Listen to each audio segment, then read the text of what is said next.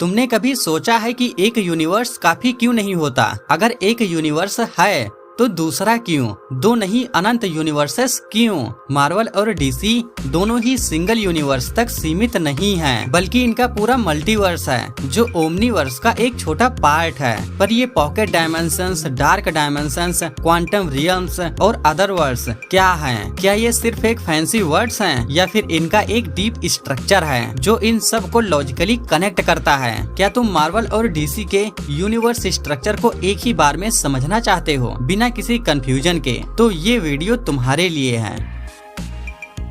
Marvel और DC दोनों ही world's सिर्फ एक सिंगल यूनिवर्स तक सीमित नहीं है। पहले एक में यूनिवर्स था जिसमें सारे इवेंट्स हो रहे थे, लेकिन जब पैरेलल स्टोरीज लिखी गईं और व्हाट इफ सिनेरियोज आए तो एक मल्टीवर्स सिस्टम क्रिएट हो गया। मार्वल में अर्थ 616 एक प्राइम यूनिवर्स है, जबकि डीसी में प्राइम अर्थ या न्यू अर्थ एक मेन कंटिन्यूटी है। लेकिन जब राइटर्स ने देखा कि मल्टीपल यूनिवर्सेस के बाद भी कुछ कॉन्सेप्ट्स को समझने के लिए और जगह चाहिए, तो पॉकेट डायमेंशंस और अदर वर्ड्स इंट्रोड्यूस किए गए। और जब उन्होंने देखा कि ये भी काफी नहीं है, तो ओमनीवर्स का कॉन्सेप्ट आया, जो बेसिकली एक फिक्शनल और रियल यूनिवर्सेस को कंबाइन करता है। मतलब Marvel, DC, star wars, Harry Potter और तुम्हारी इमेजिनेशन भी ओमनीवर्स का पार्ट है। मल्टीवर्स का कॉन्सेप्ट तब आया जब मार्वल और डीसी दोनों में अल्टरनेट वर्जन्स की जरूरत पड़ी। मतलब अगर एक यूनिवर्स में स्पाइडरमैन एग्जिस्ट करता है तो दूसरे में ज़ॉम्बी स्पाइडरमैन, तीसरे में स्पाइडर ग्वेन हो सकती है। डीसी में भी Batman Beyond, Flashpoint, Batman और Red Son Superman alternate universes का ही पार्ट हैं। मार्वल में multiverse theory officially Captain Britain Corps और सीक्रेट वार्स के टाइम पर आई थी, जिसमें ये कंफर्म किया गया कि मल्टीपल पैरेलल यूनिवर्सेस एग्जिस्ट करता है। डीसी में क्राइसिस ऑन इनफाइनाइट अर्थ ने प्रूव किया कि मल्टीवर्स का स्ट्रक्चर अनस्टेबल भी हो सकता है और कभी भी यूनिवर्सल कोलैप्स हो सकता है, जिसमें कई यूनिवर्सेस डिस्ट्रॉय हो जाते हैं। पॉकेट डायमेंशंस का कॉन्सेप्ट मार्वल और डीसी दोनों में इम्पोर्टेंट है। ये एक सेल्फ कंटेन्ड यूनिवर्स होता है जो किसी भी मेन रियलिटी से कनेक्ट होता है, लेकिन इनके फिजिकल लॉज अलग होते हैं। मार्वल में मिरर डायमेंशन और क्वांटम रियल्म बेस्ट एग्जांपल्स हैं, जबकि डीसी में फैंटम जोन और स्पीड फोर्स एक तरह के पॉकेट डायमेंशंस होते हैं। मार्वल में मिरर डायमेंशन एक ऐसा वर्ड है जिसमें रियलिटी को मैनिपुलेट किया जा सकता है बिना मेन यूनिवर्स को अफेक्ट किए। और क्वांटम रियल्म एक माइक्रोस्कोपिक यूनिवर्स है जो टाइम ट्रेवल और अल्टरनेट डायमेंशंस का की है। वहीं डीसी का फैंटम जोन एक अलग डायमेंशन है जिसमें क्रिप्टोनियन क्रिमिनल्स को बंद किया जाता है। और स्पीड फोर्स फ्लैश का सोर्स ऑफ पावर जो एक एनर्जी डायमेंशन है और जिसमें टाइम और स्पेस के लॉज अलग होते हैं। और रही बात डार्क डायमेंशन की, तो ये वही जगह है जहाँ डोरमामू रहता है। पॉकेट डायमेंशन का बेसिक काम होता है एक मेन यूनिवर्स से अलग जगह देना, जो किसी भी कॉस्मिक या मैजिकल एंटिटी के लिए परफेक्ट होता है।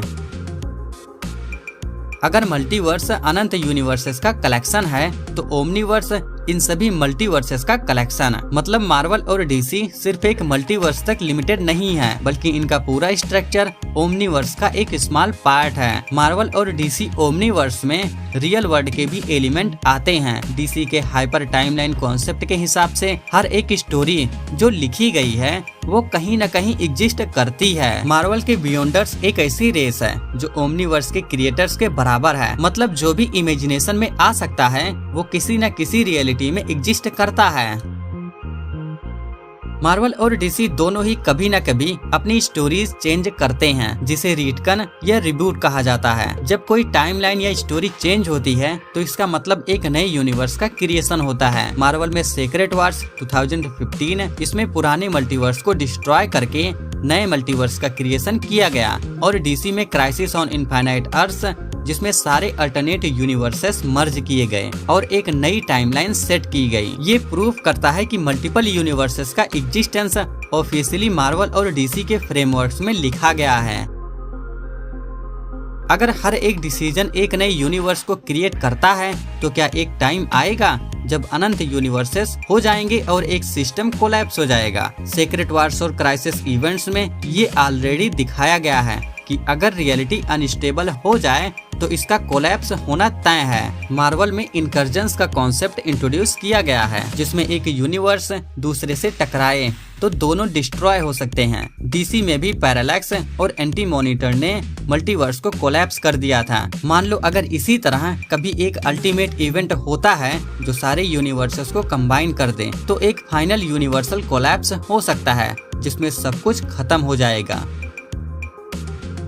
अगर मल्टीवर्स एग्जिस्ट करता है तो एक पॉसिबिलिटी ये भी है कि तुम्हारा एक और वर्जन कहीं और एग्जिस्ट करता हो जो तुमसे बिल्कुल डिफरेंट हो सकता है किसी अल्टरनेट रियलिटी में तुम एक सुपर हीरो हो या एक बिलियनर। मार्वल और डीसी दोनों के फ्रेमवर्क्स ये कंफर्म करते हैं कि मल्टीपल यूनिवर्सेस एग्जिस्ट करते हैं और इनका प्रॉपर स्ट्रक्चर समझना एक अलग लेवल का थ्रिल है। अब अगर तुम्हें ये टॉपिक पसंद आया तो चैनल को सब्सक्राइब करो यार, क्योंकि हम ऐसे ही माइंड ब्लोइंग टॉपिक्स पर डिटेल में बात करते हैं। तुम्हारे हिसाब से मार्वल का मल्टीवर्स बेटर है या डीसी का? कमेंट में बताओ और वीडियो को शेयर करो ताकि सभी अल्टरनेट यूनिवर्सेस के लोग ये देख सकें। Bye bye.